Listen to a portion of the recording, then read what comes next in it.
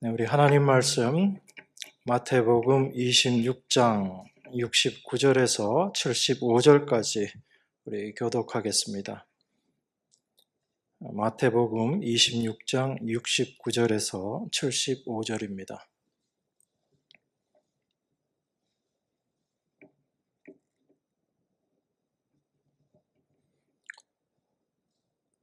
베드로가 바깥들에 앉았더니 한 비자가 나와 가로되 너도 갈릴리 사람 예수와 함께 있었도다 하거늘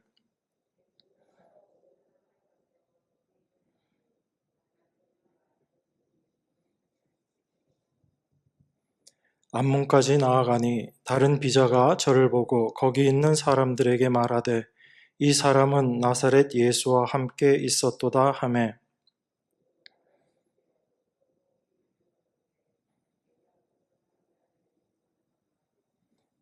조금 후에 곁에 섰던 사람들이 나와 베드로에게 이르되 너도 진실로 그 당이라 내 말소리가 너를 표명한다 하거늘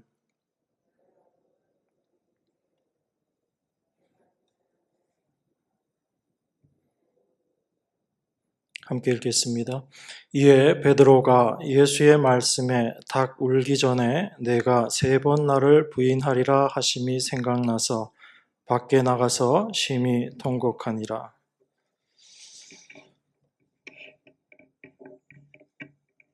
우리가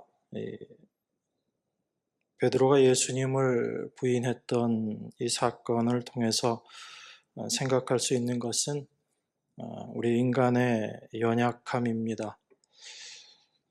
특별히 이 내용은 사복음서에 공히 다 기록되어 있습니다.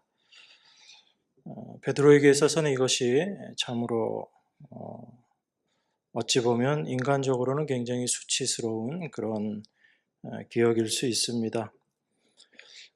우리가 늘 생각했듯이 베드로가 고의적으로 예수님을 부인한 것은 아니죠. 베드로가 자기 자신이 예수님을 절대로 부인하지 않겠습니다. 내가 죽기까지 주님을 따르겠습니다. 라고 이야기했던 그것은 베드로에게 있어서는 너무나 진실된 고백이었습니다. 그런데 그 진실된 고백이었음에도 불구하고 베드로가 예수님을 부인할 수밖에 없었던 것, 이것은 바로 우리 인간의 본성에 있는 연약함 때문이다라는 것을 우리가 생각할 수 있습니다. 우리 인간은 자기의 생명을 가장 귀한 것으로 중요하게 생각하지요. 그렇기 때문에 자기 생명에 위협이 오게 되면 그것을 그 생명을 보호하기 위해서 자연스럽게 나타날 수밖에 없는 것이 이 베드로와 같은 그런 모습인 것입니다. 이런 인간의 본성이 어찌 보면 베드로로 하여금 예수님을 부인하게 한 것이다 라고 우리가 생각할 수 있습니다. 사도 바울은 인간의 이런 연약함을 로마서에서 내가 원하는 바 선은 행하지 않고 도리어 원치 아니하는 바 악은 행한다라고 그렇게 이야기했습니다. 사도 바울도 자기 안에 있는 그 육신의 연약함을 충분히 경험하고 그것을 로마서에서 그렇게 기록한 것이다라고 우리가 생각할 수 있죠. 우리는 이 베드로의 연약함을 보면서 이렇게 생각할 수 있습니다. 나는 절대로 주님을 부인하지 않아야지 되겠다. 또 내가 결심하고 말씀을 잘 쫓아서 살면 절대로 우리 주님을 부인하는 이런 베드로와 같은 이런 일은 내가 하지 않을 것이다 라고 생각할 수 있습니다. 또한 비록 이때는 베드로가 성령을 받지 못한 때였기 때문에 주님을 부인했었지만 성령을 받고 나서 믿음의 삶을 살아갈 때는 주님을 부인하는 그 일은 없을 것이다 라고 그렇게 생각할 수도 있습니다. 그런데 우리가 성경을 자세히 살펴보면 우리 육신의 연약함이 과연 이것이 극복되어질 수 있는 부분인가 라는 것을 좀 생각해 봐야지 됩니다. 우리가 믿음의 삶을 살아가고 하나님의 자녀로서 믿음 생활을 잘 한다라고 했을 때 이런 육신의 연약함, 인간의 본성이 과연 사라지고 극복되어질 수 있는 것인가라는 것입니다. 갈라디아서에 보면 바울 사도가 베드로를 책망하는 내용이 나옵니다. 갈라디아서 2장에 보면 베드로를 책망하는 내용이 나오는데 그 내용이 베드로가 이방인들과 함께 식사를 하고 있을 때 야고보에게서 온 유대인들, 그러니까 할례 받은 유대인들이죠. 그 유대인들이 온다는 소리를 듣고 베드로가 황급하게 그 자리를 떠납니다. 왜 떠났을까요? 아마 자기 스스로도 그렇게 생각했을 것입니다. 이방인들과 함께 식사를 한다는 것 자체가 자기에게 흠이 될 일이다라고 베드로가 생각했던 거죠. 그래서 황급히 그 자리를 피합니다. 베드로가 그 자리를 피함으로 말미암아 같이 있던 바나바도 베드로의 그 외식의 행위에 같이 부하내동하게 되는 그 모습을 갈라디아서에서 이야기하고 있거든요. 여러분, 우리가 생각하기에 베드로가 그 이전에 이미 이방인들과 함께 음식 먹는 것에 대해서 하나님의 계시를 받고 그 모든 일들에 대해서 기록되어 있는 사도행전의 내용을 우리가 알고 있습니다. 그런데 베드로가 이런 동일한 실수를 하고 있는 것을 볼 때 과연 어떠한 부분을 우리가 잘 이해하고 봐야지 되는가라는 것을 생각하게 됩니다. 단지 이방인들과 함께 식사하다가 그 자리를 피한 것이 뭐 그렇게 중요한 것인가라고 생각할 수 있지만 사실 이게 주님을 부인하는 모습이거든요. 우리는 예수님의 십자가를 부인하고 주님을 부인한다라는 것을 너무 단순하게 생각합니다. 나는 예수님을 믿지 않습니다. 나는 예수님의 십자가가 내 죄를 사해 준 것을 믿지 않습니다. 라고 이야기하는 것, 이런 것을 우리가 예수님의 십자가를 부인하고 예수님을 부인하는 것으로 생각하기 쉽습니다. 그런데 예수님을 부인한다라는 것은 바로 예수님의 십자가의 그 이루신 일을 우리가 인정하지 않는 것, 그게 바로 예수님의 십자가를 부인하는 모습이거든요. 예수님께서 십자가에서 이루신 일을 에베소서에서는 이방인과 유대인이 하나 되게 하신 일이다라고 이야기합니다. 모두 이방인이나 유대인이나 다 죄 가운데 있는 존재들인데 그러한 유대인과 이방인을 예수님께서 십자가에 달려 돌아가심으로 말미암아 하나 되게 하셨다라는 것입니다. 그래서 예수님의 십자가 아래서는 유대인과 이방인의 차별, 구별이 있을 수 없는 것이죠. 내가 유대인이고 너는 이방인이기 때문에 내가 더 낫다, 내가 더 우월하다라는 생각을 가질 수 없는 것이 그리스도의 십자가 앞에 서 있는 우리 인간들의 참된 모습이 되어야지 되는 것입니다. 그런데 베드로가 그 식사 자리를 피했다라는 것은 바로 예수님께서 십자가에서 하나 되게 하신 그 일을 부정한 것, 바로 그 모습인 것입니다. 그래서 우리가 사실 신앙생활하고 살아가면서 우리는 아니다라고 생각하지만 은연중에 많은 부분에 있어서 우리가 예수님의 십자가를 부인하고 예수님을 부인하는 그런 삶을 살 수 있다라는 것입니다. 그런데 우리가 이 예수님을 부인하고 하는 이 일들을 하지 않는 것, 이걸 우리 인간들이 결심하고 결단한다고 해서 과연 가능한 일인가라는 것을 우리는 또 생각해 봐야지 됩니다. 우리는 베드로의 일들이나 신앙적이지 못한 어떤 것들을 볼 때마다 나는 그렇게 하지 말아야지라는 생각을 합니다. 그런데 그 생각을 하는 그 과정 속에서 내가 결심하고 내가 의지로 열심히 하나님 말씀을 잘 지켜서 그 일을 이루어내겠다라고 생각할 때 우리는 하나님 말씀에서 벗어난 모습으로 살아갈 수 있다라는 것입니다. 여러분, 신앙이라는 것은요, 다른 말로 하면 강한 분의 도움을 받는 것, 이게 신앙이라는 것입니다. 그러면 내가 강한 자의 도움을 받기 위해서는 먼저 내가 인식해야지 되는 것이 있습니다. 그게 뭐냐면 내가 바로 약한 자다라는 것을 알아야지 되거든요. 내가 그것을 알지 못할 때는 누구를 의지하고 믿는다라는 것이 불가능합니다. 그래서 참된 신앙은요, 나는 하나님을 떠나서는 절대로 살 수 없는 존재이구나라는 것을 깨닫고 그러한 자기의 존재를 알아가는 그 깨달음 아래서 하나님을 바라보는 것, 이게 참된 신앙입니다. 우리가 신앙을 오해하면 강한 신앙, 강한 믿음을 가지고 내가 최선을 다해서 하나님 말씀대로 살아가야지, 이것을 우리가 믿음이 좋다, 신앙이 좋다라고 오해하기 쉽지요. 그런데 성경이 이야기하는 신앙은 전혀 그렇지 않습니다. 성경은 그 어느 곳에서도 너희들이 결심하고 결단해서 하나님의 말씀을 이루어내어라 라고, 그것이 좋은 신앙이고 훌륭한 믿음이다라고 이야기하고 있지 않다라는 것을 여러분들이 분명히 기억해야지 됩니다. 그것은 그냥 인간의 생각일 뿐인 거예요.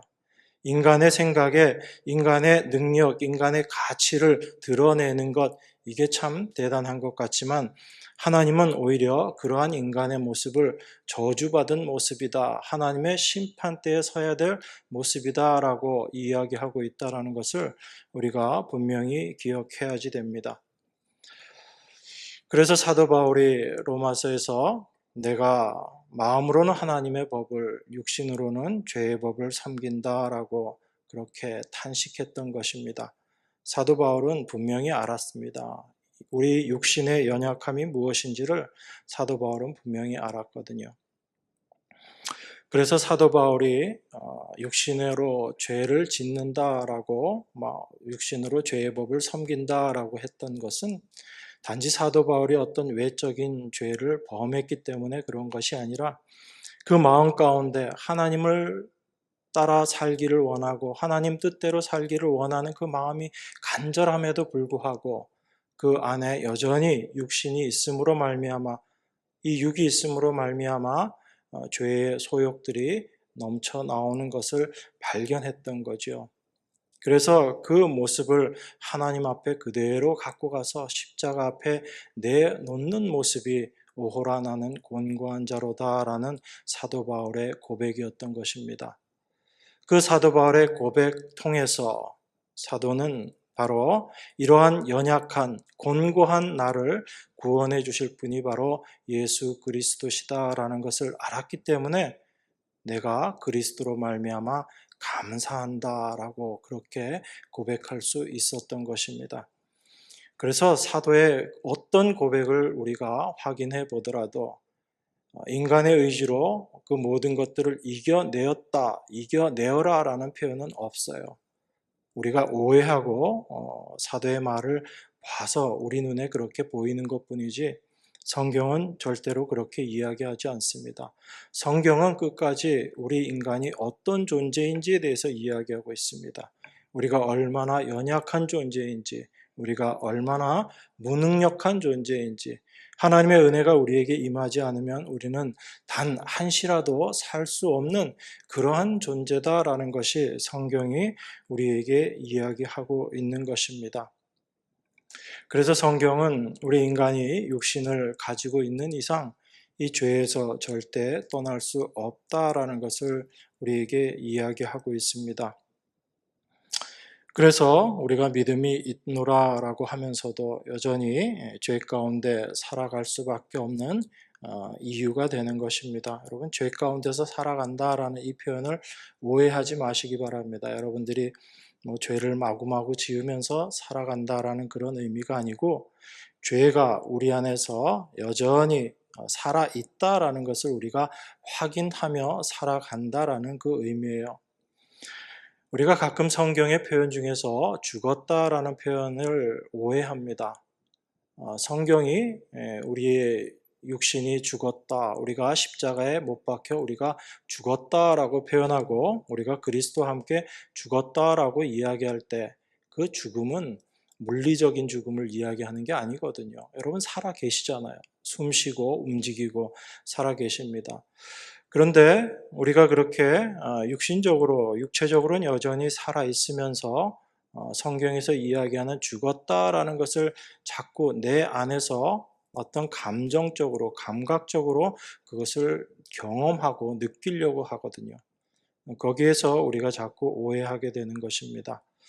성경이 죽었다라고 이야기하는 것은 우리의 몸이 물리적으로 죽은 것을 이야기하는 것이 아니라 그 죄의 권세, 죄의 권능에서 우리가 이제 해방되고 거기에 대해서 죽었다라는 의미거든요. 여러분, 죄의 삭시 뭐라고 이야기하죠? 성경에서 죄의 삭은 사망이라고 이야기합니다.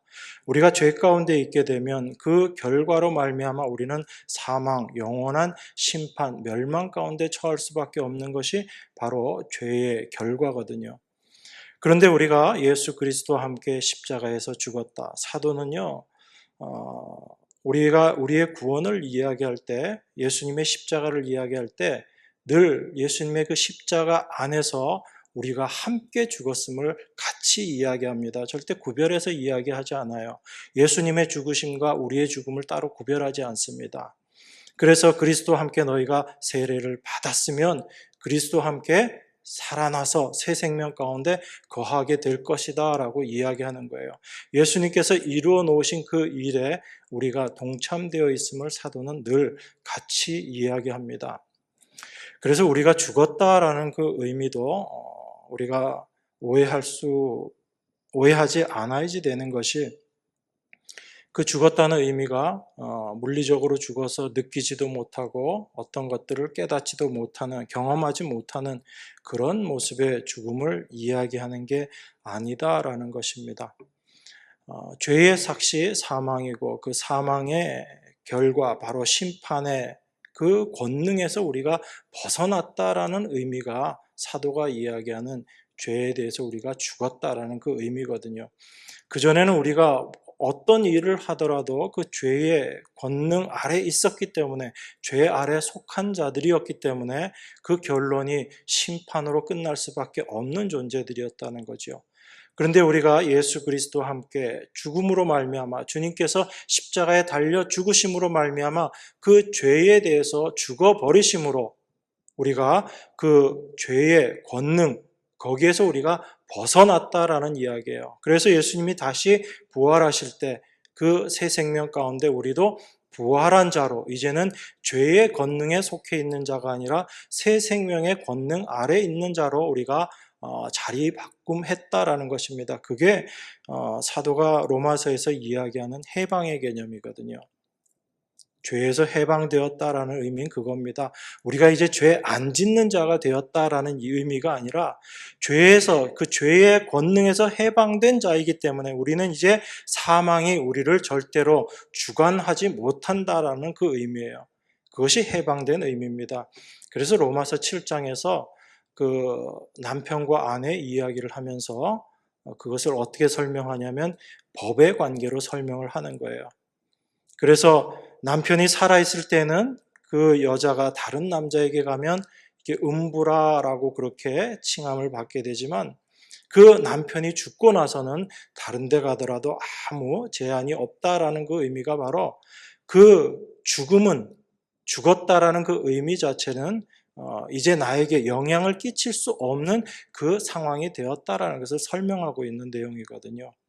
그래서 그 죽음의 권세에서 해방되었다라는 의미가 우리가 죽었다라고 성경에서 이야기하고 있는 내용입니다. 그래서 우리가 그것을 좀 잘 이해하셔야지 됩니다. 그랬을 때 우리가 죄에 대해서 죽은 우리가 어찌 그 가운데서 더 살겠느냐라는 이 말씀에 대해서도 우리가 오해하지 않게 되는 거죠. 우린 죄에 대해서 죽었기 때문에 이제 죄를 짓지 않는 자가 되었다라는 의미가 아니거든요. 죄의 권세 아래서 우리는 이제 살지 않고 새 생명 가운데 살고 있다라는 것을 설명하고 있는 내용입니다. 자, 그러면 우리가 이렇게 육신이 있기 때문에 죄에서 벗어날 수 없는데, 그럼 우린 죄에서 벗어날 수 없기 때문에 우리는 그저 죽기 전까지 죄만 지으면서 살아야지 되는가? 우리는 우리의 행위를 다 포기하고 그냥 그렇게 살아야지 되는가라는 그런 생각을 우리가 할 수 있잖아요. 그래서 죄 짓는 거 당연한 거지 이렇게 이야기하는 사람들도 있습니다. 그런데 그것은 성경을 오해하고 성경을 올바로 알고 있지 못하기 때문에 그렇습니다. 오히려 성경은 우리가 육신에 속해서 죄를 지을 수밖에 없는 존재들이지만 비록 우리 육신은 숨을 쉬고 있음으로 말미암아 죄가 우리 안에서 여전히 역사하지만 우리가 죽은 자로 살아갈 수 있다. 그 죄에 대해서 죽은 자로 살아갈 수 있다라고 이야기하고 있는 것이 성경의 말씀이에요. 그 성경의 말씀을 우리가 올바로 이해하게 될 때 우리 육신의 연약함을 어떻게 극복하고 하나님의 자녀로서의 삶을 올바로 살아갈 수 있게 되겠는가라는 것을 우리가 분명히 확인할 수 있는 것입니다. 여러분 갈라디아서 5장 24절 한번 보겠습니다. 갈라디아서 5장 24절입니다. 우리 같이 한 목소리로 읽겠습니다. 그리스도 예수의 사람들은 육체와 함께 그 정과 욕심을 십자가에 못 박았느니라 이렇게 이야기합니다. 그리스도 예수의 사람들은 육체와 함께 그 정과 욕심을 십자가에 못 박았다. 이게 바로 우리의 죽음을 이야기하고 있는 말씀입니다. 여러분 십자가에 못 박는 것, 십자가에 못 박았다라는 의미가 바로 죽었다라는 그 의미죠. 십자가에 못 박힘 자체가 죽음을 이야기하는 것입니다. 그런데 그 십자가에 못 박힘으로 말미암아 우리의 육체가 죽었다. 이것이 육체와 함께 그 정과 욕심을 십자가에 못 박았다라는 그 표현이거든요. 그랬을 때 이 육체가 죽었을 때 같이 십자가에 못 박히게 되는 것, 죽게 되는 것이 무엇인가 하면 정과 욕심이라고 그렇게 이야기하고 있습니다. 여러분 우리가 욕심이 무엇인지를 좀 분명히 아셔야지 됩니다. 욕심을 너무 단순하게 생각하지 마시고요. 이 욕심이라는 것은 육체에 대해서 갖고 있는 소망 이렇게 우리가 이야기할 수 있습니다. 사람은 끊임없이 자기 육체를 위해서 살아가거든요. 그 육체의 유익을 위해서, 육신의 유익을 위해서 열심히 수고하고 애쓰며 살아갑니다. 그것이 바로 욕심이다라고 사도가 이야기하는 거죠. 그래서 육체가 죽었다라는 것은 그 욕심이 끊어졌다라는 의미예요. 그러니까 우리가 예수 그리스도와 함께 십자가에 못 박혔다라는 것을 분명히 알게 될 때 우리가 확인해야지 되는 내용이 뭐냐면 바로 우리가 십자가에 달림으로 말미암아 육체가 못 박혔다. 바로 우리의 정과 욕심이 십자가에 못 박힌 것이구나라는 것을 여러분들이 분명히 이해하셔야지 되는 것입니다. 우리의 정과 욕심이 십자가에 못 박혔다라는 것은 여러분들의 마음속에 이제 정욕이나 그런 분냄이나 이런 것들이 전혀 생기지 않는다라는 그런 차원의 의미가 아닙니다. 육체의 소망이 끊어지는 것, 우리의 육체가 십자가에 못 박힘으로 말미암아 정과 욕심이 동일하게 십자가에 못 박혔다라는 이 의미를 사도가 16절에서부터 이렇게 이야기합니다. 갈라디아서 5장 16절, 17절 제가 봉독하겠습니다. 내가 이르노니 너희는 성령을 쫓아 행하라. 그리하면 육체의 욕심을 이루지 아니하리라. 육체의 소욕은 성령을 거스리고 성령의 소욕은 육체를 거스리나니 이 둘이 서로 대적하므로 너희가 원하는 것을 하지 못하게 하려 함이니라 이렇게 이야기합니다. 여기에서 사도가 육체의 욕심을 이야기하고 있죠. 이 육체의 욕심, 육체의 소욕을 이야기하고 있습니다. 그런데 이 육체의 소욕을 우리가 이루지 않고 육체의 욕심을 이루지 않기 위해서 성령을 쫓아 행하라라고 그렇게 이야기합니다. 이 성령을 쫓아 행하는 것이 우리가 무엇인지를 올바로 알고 그리고 육체의 소욕, 육신의 소욕이 무엇인지를 우리가 분명히 알게 되면 우리가 비록 숨쉬고 이렇게 살아있는 것 같지만 죽은 자로서의 삶을 살아갈 수 있게 됩니다. 여러분, 우리가 육체의 소욕, 이것이 성령을 거스린다라고 이야기합니다. 성령의 소욕은 육체의 소욕을 서로 거슬려서 이 둘이 서로 대적한다라고 이야기해요. 그래서 원하는 것을 하지 못하도록 한다라고 이야기합니다. 여러분, 이 육체의 소욕이 무엇인지를 여러분들이 분명히 아셔야지 돼요. 19절부터 21절까지 나와 있는 것은 육체의 일이라고 이렇게 나와 있습니다. 우상숭배, 음행, 분쟁하는 것, 당짓고 분내는 것, 이런 것들을 육체의 일이라고 이야기하거든요. 그런데 육체의 소욕, 육체의 욕심이라는 것은 사실 이것보다 더 심오한 내용을 이야기하고 있는 거예요. 아주 고차원적인 그런 의미의 내용이 바로 육체의 소욕이라는 것입니다. 이것은 우리들이 많이 오해하는 부분들이에요. 자칫 보면 경건해 보이고 신령해 보이는 것 같지만 그것이 바로 육체의 욕심이다라는 것을 우리가 분명히 알아야지 됩니다. 그래서 이 육체의 욕심을 쫓아서 사는 사람들의 삶의 모습이 어떠한가, 그것을 예수님께서는 자기 영광을 쫓아서 사는 사람이다라고 이야기합니다. 그러니까 여러분, 육체의 소욕, 육체의 욕심이라는 것은 우리가 생각하는 그런 지금 육체의 일로 드러나 있는 이런 것뿐만 아니라 오히려 그 안에 깊이 자리 잡고 있는 것은 무엇이냐면 자기 영광에 관심을 두고 살아가고 있는 것, 그것을 위해서 열심히 신앙생활을 하고 있는 것, 그것이 바로 육체의 욕심, 육체의 소욕이다라고 그렇게 이야기하고 있는 것입니다.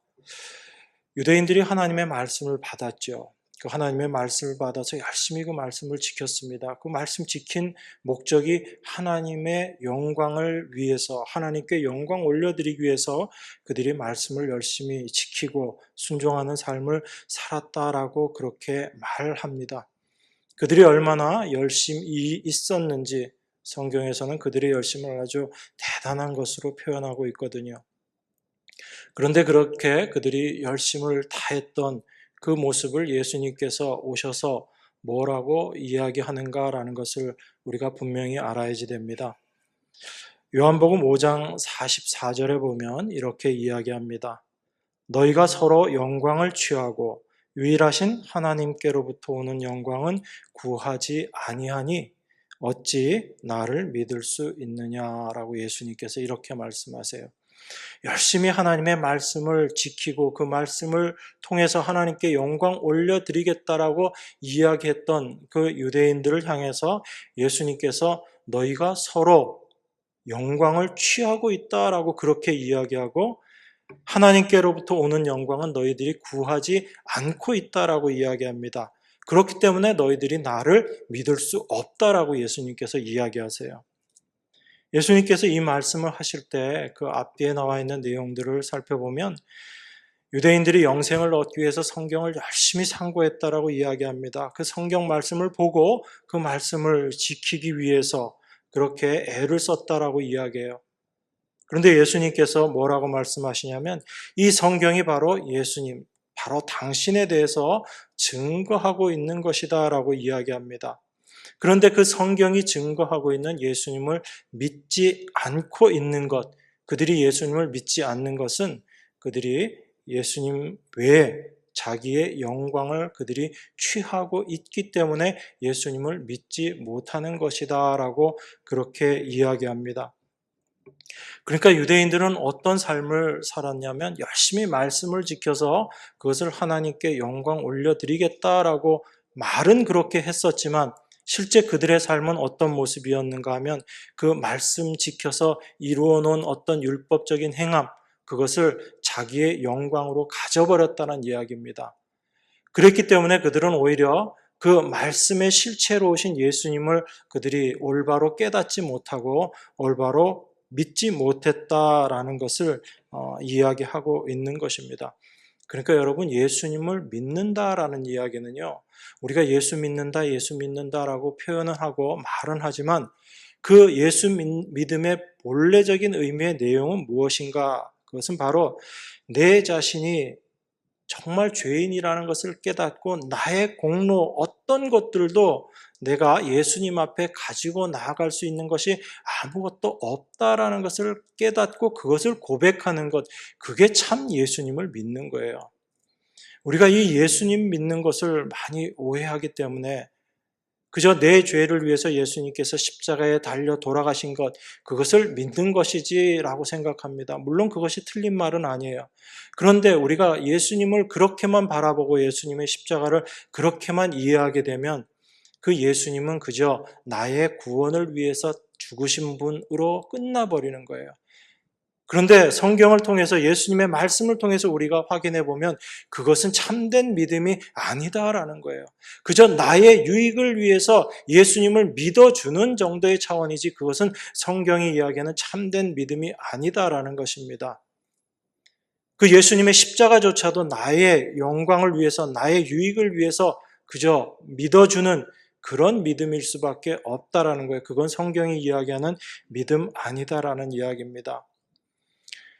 그래서 참으로 예수님을 믿는 사람들의 삶 속에서 절대 나올 수 없는 것이 무엇이냐면 자기의 영광을 구하는 것입니다. 우리가 예수님을 믿는다라고 하면서도 여전히 자기의 영광, 나의 유익을 구하는 모습이 있다면 우리는 아직도 예수님을 올바로 믿지 못하고 그 믿음의 삶의 모습을 우리가 살아가고 있지 못하다라는 것을 여러분들이 발견하셔야지 되는 거예요. 내가 아무것도 할 수 없는 존재이고 나는 정말 죄인입니다라는 것을 아는 자들이 예수님의 십자가 앞에 서 있는 자들의 모습이거든요. 그 십자가 앞에서 나의 영광, 내가 취할 수 있는 나의 행위 아무것도 없는 것입니다. 그렇기 때문에 우리가 정말 예수님을 올바로 믿는다라고 하게 되면 자기의 영광이라는 것, 이것이 나에게서 다 내려놓아지게 되는 거죠.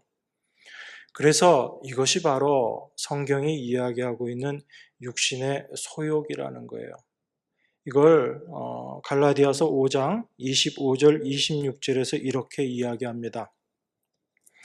만일 우리가 성령으로 살면 또한 성령으로 행할지니 헛된 영광을 구하여 서로 격동하고 서로 투기하지 말지니라, 이렇게 이야기합니다.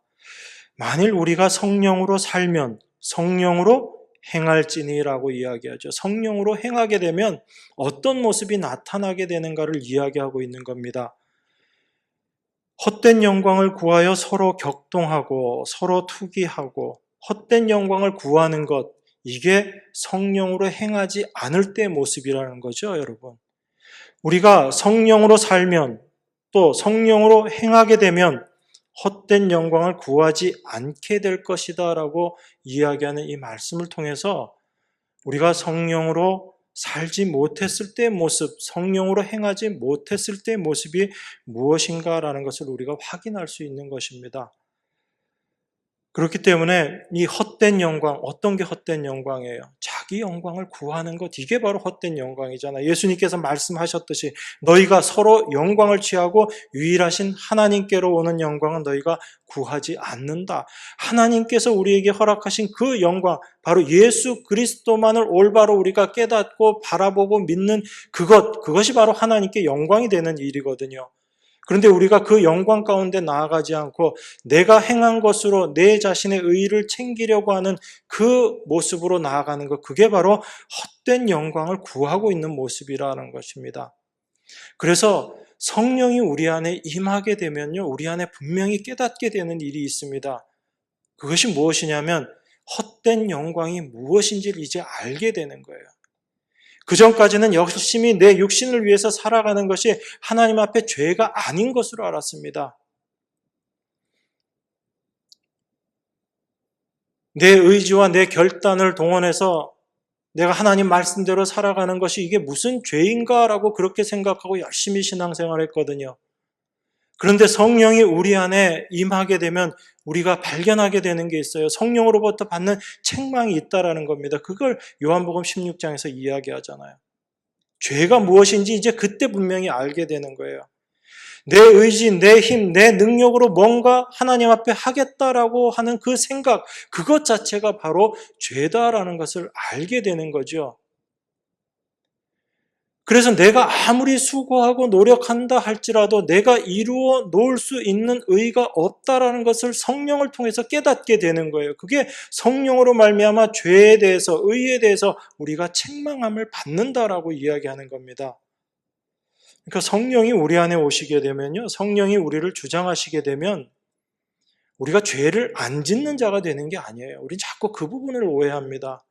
성령의 능력을 힘입어서 이제 우리가 죄 짓지 말아야지. 성령이 없었을 때는 우리가 죄를 지을 수 있었지만 이제 성령이 우리 안에 계시기 때문에 죄 짓지 않을 수 있지. 우리가 자꾸 그렇게 생각해요. 무엇을 하고 안 하고의 문제로 성령을 자꾸 끌어들이는데 성경은 그렇게 이야기하지 않습니다. 성령이 우리 안에 임하시면 우리 안에 있는 죄가 무엇인지를 이제 깨닫게 해주시는 거예요. 그전엔 내가 뭘 해서 죄를 지은 것으로 생각했는데 내 안에 죄가 여전히 살아있다라는 것을 보여주시는 것입니다. 그걸 깨닫게 하시는 거예요. 그래서 내 스스로 뭔가 하려고 했던 그 모든 것들이 하나님 앞에 죄라는 것을 알게 되고 나의 행함, 내가 뭔가 하겠다라는 것을 내려놓게 만드십니다. 내가 나에 대해서 포기가 되어질 때 그때 내 안에서 성령께서 일하시는 거예요. 내가 내 자신에 대해서 포기되어질 때 성령께서 내 안에서 무엇라고 말씀하시든 그 말씀에 우리가 순종케 되어지는 것입니다. 이게 성령이 우리 안에서 하시는 일이거든요. 그렇기 때문에 25절에서 만일 우리가 성령으로 살면이라고 표현되어 있는 이 성령으로 살면이라는 것은 우리가 주체가 되어서 성령을 도움받아서 산다라는 그 의미가 아니고 성령이 우리 안에서 역사하셔서 우리를 도구 삼아 살아가시게 되면 그게 바로 성령이 행하시는 일, 성령으로 행하시는 일이다라는 것을 이야기하고 있는 것입니다. 그 성령이 우리 안에서 일하심, 성령께서 행하심으로 말미암아 우리가 이제 헛된 영광을 구하는 삶을 살지 않게 될 것을 이야기하고 있는 거죠. 그래서 우리에게 소망이 있는 것이고 우리에게 희망이 있는 거예요.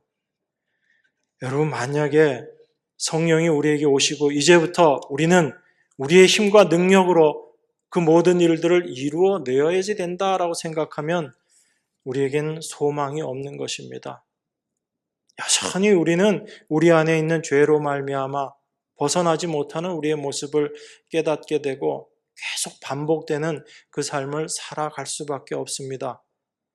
그런데 감사한 것은 우리 안에 계신 그 성령으로 말미암아 우리가 하나님의 백성으로서의 삶을 살아갈 수 있게 된다라는 것입니다.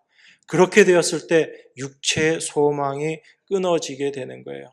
여러분, 육체의 소망이 뭐라고 말씀드렸죠? 육체의 소욕, 육신의 소욕, 바로 자기의 영광을 구하는 것이거든요. 자기 유익을 위해서 살아가는 그 모습인 것입니다. 그 모습 속에서 육신의 일이라는 것들이 하나씩 하나씩 나오는 거예요. 내 영광을 위하기 때문에 다른 사람과의 분쟁이 생기는 것이고요. 내가 남들보다 좀 잘못되었다라고 생각했을 때 내 안에서 분이 나오는 것이고요. 다른 사람을 사랑하지 못하게 되는 것이고, 이 모든 것들은 내 안에 내가 무엇을 향해서 가고 있느냐에 따라서 생겨나는 결과물인 거거든요. 그런데 우리는 그 결과물을 없애려고, 이걸 드러내지 않으려고 수고하고 애쓰니까 우리의 삶이 계속 잘못된 부분으로 우리의 신앙생활의 방향이 올바로 잡혀지지 못하고 계속 왔다 갔다 할 수밖에 없는 거죠. 성령이 우리 안에서 역사하시고 성령이 우리를 끌고 인도해 가시면 성령께서 우리 삶을 통해서 열매들을 맺어내시는 거예요. 열매들 만들어내시는 것입니다. 그것이 우리가 성령의 열매라고 이야기하는 것들이거든요. 그래서 예수님께서 말씀하셨잖아요. 가지가 그 나무에 붙어 있기만 하면 된다고요. 가지가 뭘 수고하고 애써서 열매를 만들어내는 것이 아니고 그 포도나무에 붙어 있기만 하면 저절로 열매를 맺게 되는 것이다 라고 이야기합니다. 내가 뭔가 하겠다라는 것을 내려놓고 내가 내어놓을 수 있는 열매가 아무것도 없다라는 것을 알게 될 때, 나의 무능력과 나의 불가능성을 분명하게 확인하게 될 때 내 안에서 성령께서 그 일들을 이루어 내신다라는 것입니다. 그래서 성령은 우리 안에 오셔서 그 육신의 소욕을 깨트리시고 우리 안에 있는 그 육신의 소욕이 무엇인지를 밝히 드러내시고 우리에게 참된 소망이 무엇인지를 가르쳐 주시는 거예요. 우리 안에 진정한 소망이 무엇인지 알게 될 때 육신을 향해 갖고 있었던 헛된 소망들이 다 깨어지고 끊어져 나가는 거예요. 여러분들이 그런 소망을 갖지 않아야지, 이것들은 헛된 것들이니까 내가 다 끊어버려야지라고 그렇게 여러분들이 아무리 애써도 그것이 끊어지지 않거든요. 그런데 언제 그것들이 끊어지는 것을 경험하게 되냐면 내 마음이 그것들이 아닌 하늘의 소망으로 내 마음이 향하게 될 때 자연스럽게 그런 것들이 헛된 것이라는 것을 우리가 알게 됩니다.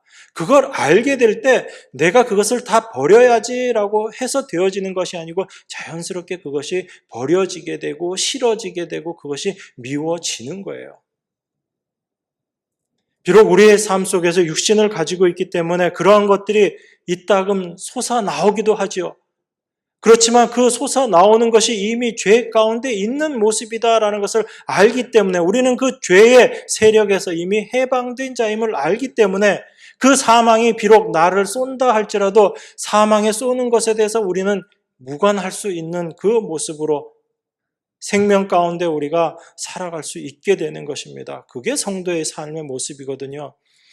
여러분들이 열심히 육신의 일을 하지 않으려고 애쓰고 성령의 열매들을 여러분 스스로가 맺어내려고 애쓰는 삶이 성도의 삶이 아니라 죄에 속한 삶이 무엇인지를 성령의 깨우치심, 그것으로 말미암아 우리가 올바로 알고 하나님이 우리를 어디로 인도하시는지를 분명히 알 때 우리 안에 소망이 있게 되고 그 소망이 육신의 이 소욕들을 다 죽음으로 인정할 수 있는 그 믿음의 삶을 살아갈 수 있게 되는 것입니다. 이게 하나님께서 우리를 인도하시는 삶의 모습이에요. 그렇게 육신의 소망, 그것이 헛된 것임을 깨닫게 된 것, 그것을 사도가 우리 육체를 십자가에 못 박았다. 우리의 정과 욕심을 십자가에 못 박았다라고 이야기하는 거예요. 여러분 스스로 그것을 십자가에 못 박는 것이 아니라 참된 하늘의 소망을 우리가 발견하게 될 때 우리의 육신의 소욕들, 육신의 소망들, 그 욕심들이 헛된 것임을 알게 될 때 그것을 바로 십자가에 못 박았다라고 표현하고 있는 거예요. 그래서 하나님은 우리를 그 자리로 인도하시고 또한 우리의 육신의 연약함을 하나님께서 아시기 때문에 우리를 하나님께서 붙잡고 우리를 인도하고 계시는 거예요. 그것을 마태복음 26장 41절에서 예수님께서 그렇게 말씀하신 것입니다. 예수님이 제자들과 함께 겟세마네 동산에서 함께 기도하러 가셨어요. 그런데 예수님이 기도하실 때 여전히 졸고 있는 제자들을 향해서 예수님께서 하신 말씀이 그거죠. 너희들이 시험에 들지 않게 깨어있어 기도해라. 마음에는 원이로되 육신이 약하도다라고 그렇게 말씀합니다. 우리가 이 말씀도 마음에는 원이로되 육신이 약하도다 언제 항상 많이 써요, 여러분? 여러분 죄 지을 때 자꾸 그런 말씀 많이 쓰잖아요. 육신이 약해서 우리가 이렇게 죄 지을 수밖에 없지. 사실 예수님의 이 말씀은 우리의 육신이 연약하기 때문에 죄 짓는 게 너무 당연하다 그거 이야기하시는 게 아니에요. 우리는 마음의 원이 있지만 육신이 약하기 때문에 그 마음의 원대로 쫓아갈 수 없는, 그렇게 살아갈 수 없는 존재라는 것을 깨달으라는 것입니다. 그런데 그것을 깨닫고 이제 그렇게 되었으니까 마음 그냥 편안하게 죄 짓고 그렇게 살아라 그것이 아니라 우리의 모습이 그러한 줄 알았다면 너희는 이제 무엇을 해야지 되는가? 기도해야지 된다라고 이야기하시는 거예요. 그러니까 이 말씀은 예수님이 우리가 시험에 들지 않게 깨어서 기도하기를 이야기하시기 위해서 우리의 마음에 원이 있지만 육신이 약해서 연약해서 그 뜻대로 우리의 원대로 살아가지 못하는 우리 자신의 모습을 발견케 하시고 그 발견함을 통해서 우리가 예수 그리스도께 나아오라는 이야기거든요. 기도의 자리로 나아오라는 이야기입니다. 그렇기 때문에 여기서 예수님께서 말씀하시는 시험이라는 건요, 너희가 시험에 들지 않게 깨어서 기도하라라는 이 시험이라는 것은 바로 우리 자신이 육신의 욕망을 쫓아서 살아가고 있는 그 시험 가운데 너희들이 늘 부딪힐 수밖에 없다라는 겁니다. 인간은 본성적으로 자기의 육신을 위해서 살아가는 존재거든요. 우리가 이 말씀의 내용을 알면서도 여전히 우리 안에 죄의 본성이 살아있기 때문에 우리 안에 우리를 자꾸 그 모습으로 끌고 가요. 그때 우리 안에서 나타나는, 드러나는 그것을 우리가 분명하게 확인하고 그것을 주님의 십자가 앞으로 가지고 나아가야지 된다라는 것을 예수님께서 지금 말씀하시는 거죠. 그래서 이 시험이라는 게 바로 우리 안에 여전히 육신에 대한 욕망이 있다라는 것을 이야기하고 계시는 것입니다. 그러한 시험이 있을 때 이걸 우리 힘으로 이겨낼 수 없기 때문에 하나님 앞에 나와서 기도하라는 이야기예요. 이게 바로 하나님을 의지하라라는 그 모습인 것입니다. 너 힘으로는 안 되니까, 너 능력으로는 안 되니까 하나님 앞에 나오라는 이야기입니다. 그랬을 때 주님께서 왜 우리에게 성령을 보내주실 수밖에 없었는지를 우리가 알게 되고 우리 안에서 일하시는 성령의 일하심, 하나님의 일하심을 우리가 깨닫고 경험할 수 있게 되는 것이에요. 그래서 사도 바울이 오라 나는 공고한 자로다라는 이 탄식은 그냥 안타까운 탄식이 아닌 거예요. 바로 이 탄식을 통해서 하나님께서 사도를 예수님의 십자가 앞으로 끌고 갔듯이 십자가만을 의지하는 그 모습으로 끌고 갔듯이 우리를 하나님께서 그 자리로 끌고 가시기 위한 탄식으로 성도들에게 나오는 탄식인 거예요. 하나님의 성령이 임하지 않은 자들은 이러한 탄식이 없습니다. 나는 공고한 자로다라는 이러한 탄식이 없는 거예요. 내 마음에는 원인데 내 원대로 나아가지 못하고 육신의 소욕대로 살아가고 있는 내 자신의 모습을 바라보면서 탄식하는 이런 탄식이 없어요. 오히려 성령이 없는 자들은 내가 원하는 것이 이루어지지 않았기 때문에 그것으로 말미암아 탄식하면서 사는 것이지 그 육신의 소욕을 보면서 탄식하는 그런 마음은 오히려 없다고요.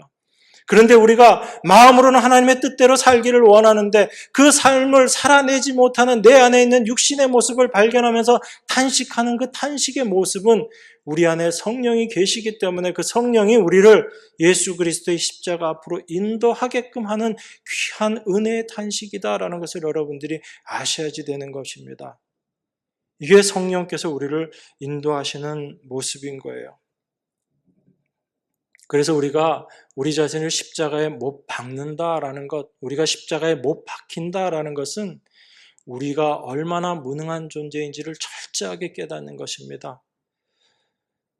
우리에게 있어서 그리스도의 의만이 우리를 하나님께로 인도할 수 있다라는 것을 고백하는 그 모습, 그게 바로 우리가 우리 육신을 십자가에 못 박는 그 모습인 거예요. 그래서 하나님은 우리를 그 자리로 인도하시기를 원하시는 것입니다. 여러분 잘 아시는 말씀이죠. 고린도후서 1장 8절 9절 말씀 한번 볼까요? 갈라디아서 앞에 고린도후서가 있습니다. 고린도후서 1장 8절 9절입니다. 우리 같이 한 목소리로 봉독합니다. 형제들아 우리가 아시아에서 당한 환난을 너희가 알지 못하기를 원치 아니하노니 힘에 지나도록 심한 고생을 받아 살 소망까지 끊어지고 우리 마음에 사형 선고를 받은 줄 알았으니 이는 우리로 자기를 의뢰하지 말고 오직 죽은 자를 다시 살리시는 하나님만 의뢰하게 하심이라. 사도가 심한 고생을 받았습니다. 얼마나 힘들었는지 살 소망까지 끊어졌다라고 이야기합니다.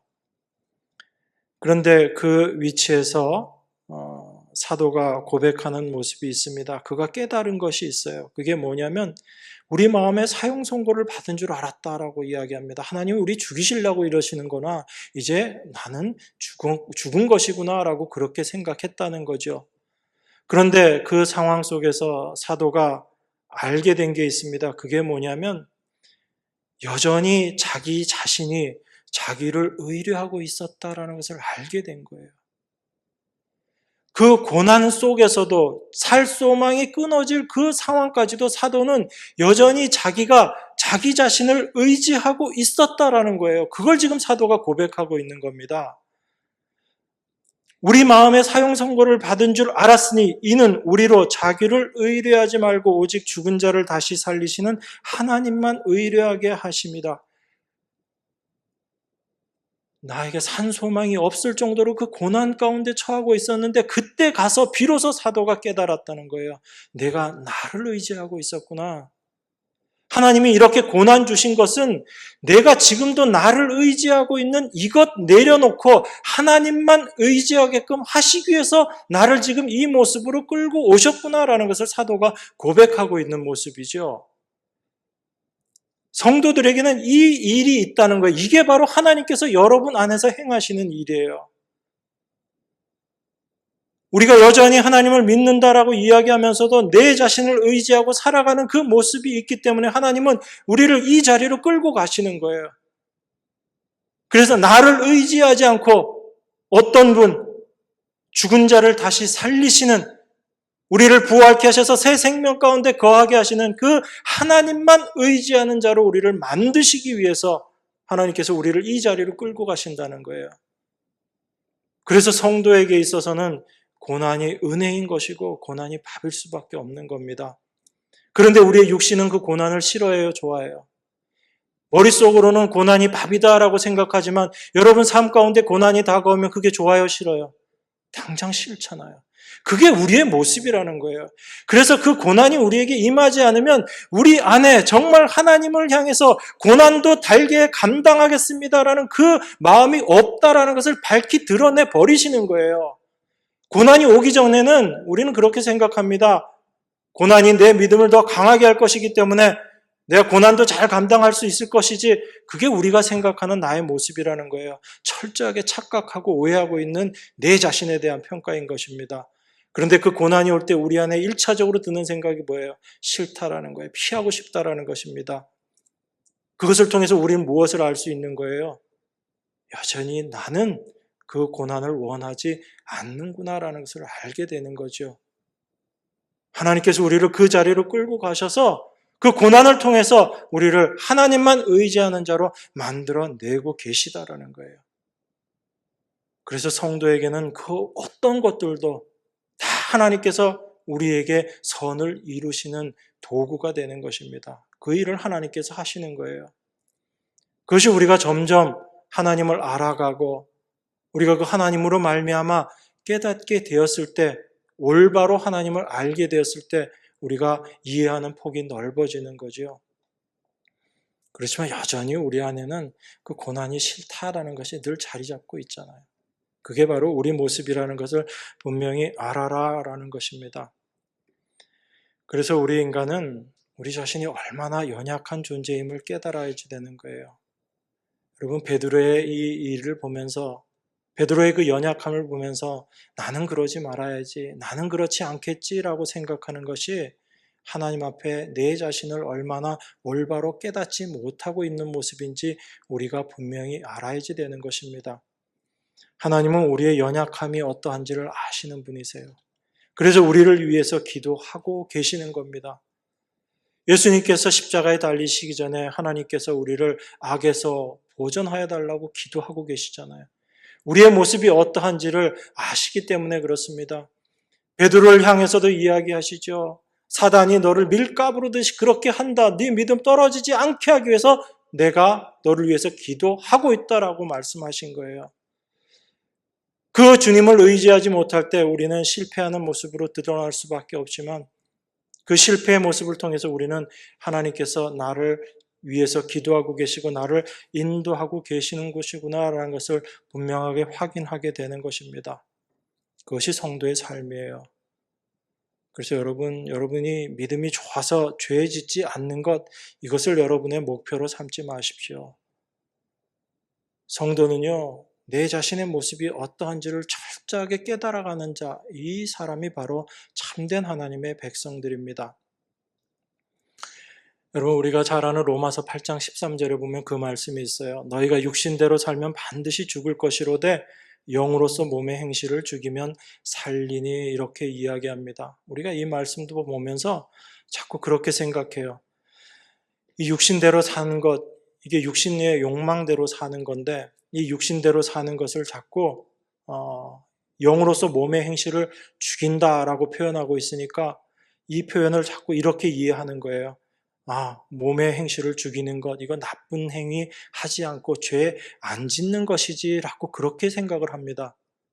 근데 그건 너무 단순하게 여러분들이 생각하시는 거예요. 사도는 로마서에서 그 얘기하고 있지 않거든요. 죄가 무엇인지, 우리가 그 죄에서 어떻게 해방되었는지를 이야기하고 있는 것이거든요.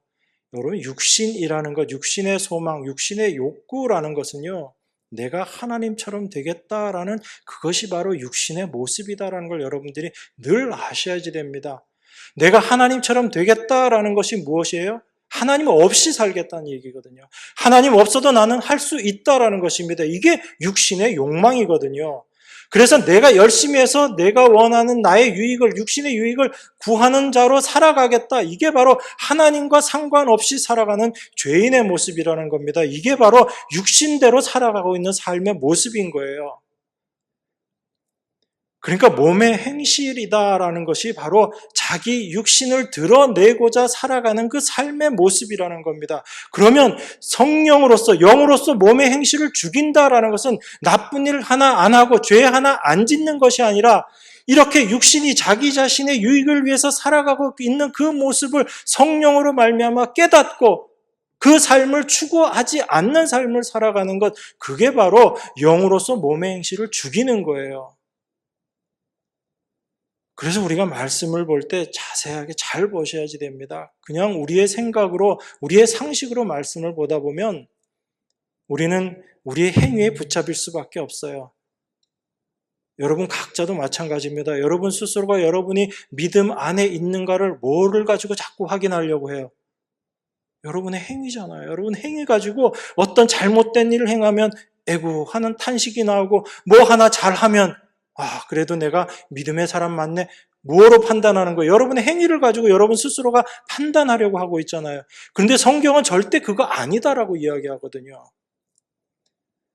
성경은 우리가 무엇을 하고 안 하고의 문제가 아니고 우리가 누구에게 속해 있느냐를 가지고 늘 이야기하고 있습니다. 우리가 믿음에 속해 있다면 하나님과 우리가 지금도 올바른 관계 속에 있는 것, 그것이 믿음에 속한 자의 삶의 모습이다라는 거예요. 그렇기 때문에 영으로서 몸의 행실을 죽인다라는 이 말씀의 의미도 성령에 의해서 우리의 악함, 우리의 연약함을 깨닫고 그 하나님만을 의지하는 자로 살아가게 되는 것, 이게 바로 영으로서 몸의 행실을 죽이며 살아가는 삶의 모습인 거예요. 그래서 예수님께서, 성령께서 우리를 위해서 기도하시고 성령이 말할 수 없는 탄식으로 우리를 위해서 간구하고 계신다고 그러잖아요. 예수님이 지금 하나님 보호자 우편에서 우리를 위해서 기도하고 계신다고 하시잖아요. 이 모든 것들이 하나님의 약속이 우리 안에서 이루어질 것, 하나님의 약속은 분명하게 이루어질 것이기 때문에 그 약속을 우리 안에서 이루어내시기 위한 하나님의 일하심, 하나님의 열심인 거예요. 우린 그 하나님의 열심을 믿음의 눈으로 바라보고 깨닫게 될 때 참된 소망을 가지고 살아갈 수 있게 됩니다. 그때 우리가 희망이 있게 되는 거예요. 그때 우리에게 참된 자유함이 있게 되는 것입니다. 우리는 여전히 베드로처럼 어쩌면 예수님을 부인하는 자리에 있을 수도 있습니다. 그런데 이런 우리의 손을 예수님이 붙잡고 계신다는 거예요. 그게 우리에게 참된 소망이 되는 것입니다. 그 주님을 우리가 의지하게 될 때 우리의 육체의 욕심을 우리는 이기는 자로 살아가게 될 것이고, 우리의 육체를 십자가에 못 박은 자로 살아갈 수 있게 될 것입니다. 여러분, 이 은혜가 여러분 삶 가운데 날마다 함께 하시길 원합니다. 예수님께서 십자가에서 다 이루었다고 말씀하셨잖아요. 그 다 이루심을 이제 여러분의 삶 가운데 하나씩 하나씩 이루어내실 거예요. 여러분 힘으로 절대 하지 못하지만 우리 주님께서 그 일을 이루어내실 것입니다. 어떤 모습으로? 다른 것 없는 거예요.